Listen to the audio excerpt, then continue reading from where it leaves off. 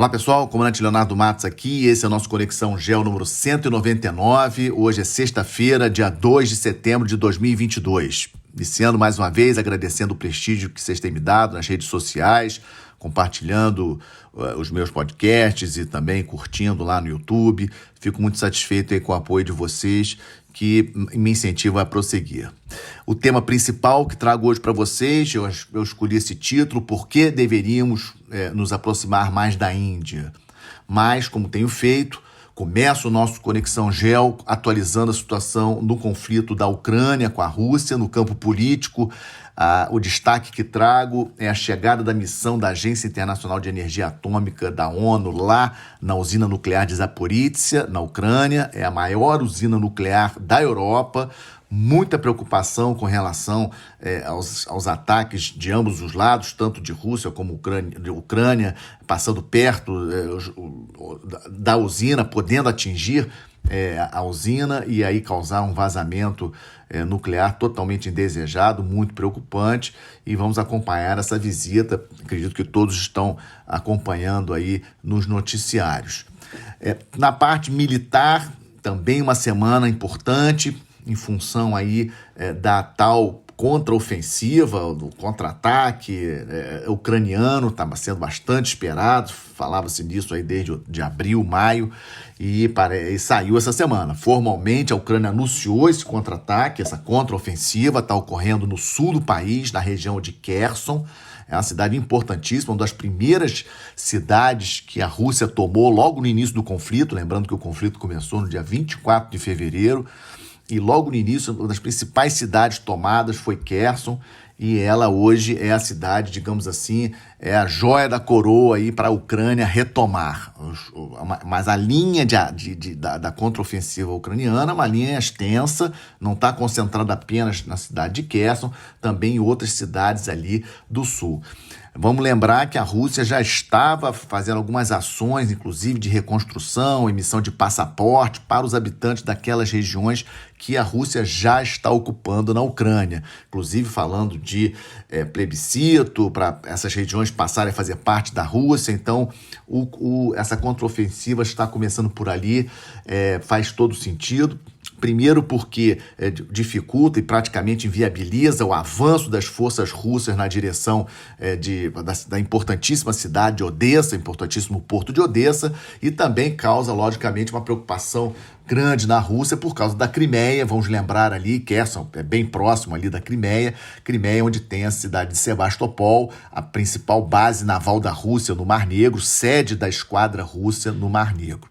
Na parte econômica, o destaque é para mais um problema de fornecimento de gás russo para a Europa, e isso causa um estresse grande nos mercados, Alemanha, França, outros países europeus, e esse tema da energia, custo da energia, aumento da inflação em vários países da Europa, inflação nos países da União Europeia batendo 9,1%, no Reino Unido já falando até chegar ao final do ano, pode chegar a 20% de inflação, impressionante, ou seja, toda essa preocupação com relação à energia e a Rússia fazendo ali essa guerra em torno da questão, principalmente da questão do gás. E, coincidência ou não, com toda essa problemática aí de Nord Stream 1 fechado, a Rússia dizendo que é manutenção, etc., o magnata russo, o CEO da Lukoil, a segunda maior petroleira, empresa de petróleo da Rússia, importantíssimo, riquíssimo, e um dos poucos nomes da elite russa a criticar a invasão da Rússia na Ucrânia, aparece morto, tendo se jogado da janela de um hospital em Moscou. Muito estranho, né? Uma daquelas mortes estranhas que acontece na Rússia de vez em quando. Há muita especulação sobre a morte desse bilionário russo, e vamos acompanhar. E falando em morte, essa semana também, a morte do Mikhail Gorbachev, com 91 anos, que foi um nome muito famoso, foi o secretário do Partido Comunista Russo de 1985 a 1991, e só que é um nome bastante controverso, né? Deixou o seu legado de uma maneira bastante controversa. No Ocidente, todos idolatrando o Gorbachev por ter feito aí a Glasnost, que foi a abertura política, a Perestroika, que foi a reestruturação econômica da então União Soviética, e acabou levando ao desmantelamento da União Soviética e a criação de Rússia, a independência de Ucrânia, a independência dos países que faziam parte da União Soviética em 1991, mas, por outro lado, dentro da Rússia, muito criticado, né? Muitas críticas. O Putin, inclusive, ontem esteve rapidamente no velório do Gorbachev, tem uma foto dele ali ao lado do caixão ali do Gorbachev, mas disse que não tem disponibilidade de agenda para ir no funeral do Gorbachev neste sábado. Para mim, uma comprovação clara de que a elite russa tem o Gorbachev como uma figura ruim, né, na história da Rússia. Lembrando que em 2005 Putin fez uma declaração dizendo que o colapso da União Soviética foi a maior catástrofe geopolítica do século XX. Então também é importante nós mencionarmos a morte do Gorbachev essa semana, que eu acho que essa reação toda que nós estamos vendo em relação à morte dele explica um pouco essa invasão da Ucrânia, porque esse pensar grande da Rússia, né? A Rússia querendo se manter protagonista no sistema internacional. E o legado do Gorbachev, na verdade, foi afundar a Rússia nos anos 90, onde a Rússia entrou numa crise econômica seríssima, e veio o Putin, 99, 2000, para, entre aspas, salvar a Rússia, voltar a colocar a Rússia no lugar que ela merece. Tema principal do nosso Conexão Geo de hoje que eu escolhi: por que deveríamos nos aproximar mais da Índia? Por que o Brasil precisa estreitar contato com esse país importantíssimo do sistema internacional?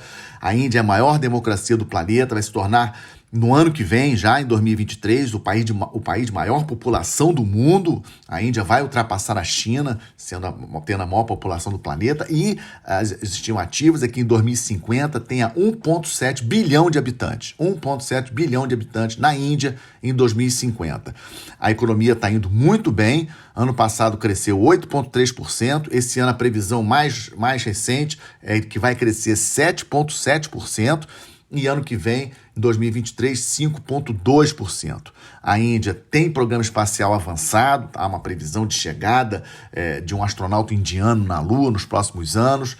Hoje é a sexta economia do planeta em termos de PIB nominal, mas há uma expectativa de se tornar até a segunda maior economia do planeta, ultrapassando os Estados Unidos em 2048. A Índia tem um programa nuclear robusto, inclusive armas nucleares, um submarino de propulsão nuclear que lança mísseis balísticos com ogivas nucleares já operacional. E eu trouxe esse tema do porquê deveríamos nos aproximar mais da Índia, porque o Brasil precisa se aproximar da Índia, porque hoje será comissionado o primeiro navio aeródromo construído na Índia, o maior navio de guerra construído na Índia, um navio de 45 mil toneladas, com o comissionamento do Nai Vikrant. A Índia terá 2 navios aeródromos operacionais. Demorou muito tempo para ele ficar pronto, mais de 13 anos para ficar pronto. E o Narendra Modi está lá hoje para essa cerimônia de lançamento, ou de comissionamento, ou seja, de entrega para o setor operativo do segundo NAI indiano. Lembrando que o primeiro NAI indiano, o que está em operação hoje, ele foi comprado à Rússia, né? E eles são muito parecidos, 45 mil toneladas, operam caça MiG-29, não tem catapulta, ou seja, vão ser lançados de ski jump, né? Na verdade, o Vikrant, construído na Índia, muito parecido com o Vikramaditya, que foi comprado à Rússia. Também é bom a gente comentar que a China, vocês lembram, também tem 2 navios aeródromos, todos 2 maiores do que esses indianos, mas também de propulsão convencional, não são de propulsão nuclear. Propulsão nuclear, navios aeródromos de propulsão nuclear, apenas os 11 dos Estados Unidos e o francês, né? Os navios aeródromos chineses, os 2 chineses, lembrando que o terceiro, o Fujian, ainda não foi comissionado, ainda não está operacional, não foi entregue à esquadra chinesa. O terceiro navio aeródromo chinês deve ser comissionado, deve entrar em operação em 2025. Então, a Índia tentando ocupar o seu espaço importante, é um dia muito importante para a Marinha Indiana, a Índia entendendo, a elite indiana entendendo da importância de ter uma marinha forte, para termos independência real soberania, tem que ter marinha forte. A Índia entendeu bastante isso. Na parte do estamos de olho, vamos comentar sobre o Chile. Temos agora no domingo, já tenho falado algumas vezes aqui sobre o plebiscito que vai ratificar ou não a nova Constituição chilena. Lembrando que a Constituição que está em vigor é de 1980 e há muita polêmica, muita expectativa com relação à nova Constituição do Chile. O Gabriel Boric tomou posse, o presidente atual do Chile tomou posse em março deste ano, e é o presidente mais à esquerda desde o Allende, né, que era o presidente do Chile antes do golpe militar que ocorreu em 1973, e o Gabriel Boric, obviamente, bastante preocupado, até porque a economia chilena está mal, está com problemas, está com inflação batendo 13% aí ao ano. Conseguir agora um empréstimo do FMI de 18,5 bilhões, uma linha de crédito, né, do FMI para tentar aí respirar um pouco. A situação econômica do Chile não é boa e um país que era considerado aí um modelo de economia na América do Sul. Então vamos acompanhar, estamos de olho nesse plebiscito que será obrigatório, votação obrigatória, lembrando que o voto normal no Chile não é obrigatório desde 2012, mas para esse plebiscito será obrigatório.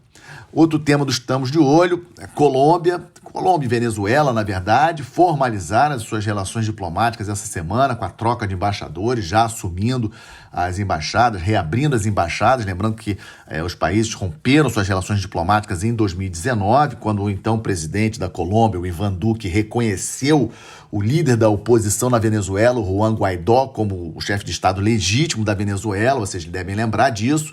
Inclusive, depois teve aquela criação do PROSUL, em substituição à UNASUL. E desde então, a Colômbia e a Venezuela não tinham relações, muitos problemas na fronteira entre os dois países, e essa semana voltaram a estabelecer relações diplomáticas, encontro dos dois presidentes, do Maduro com o Gustavo Petro, prevista para ocorrer em outubro. Ainda não temos uma data.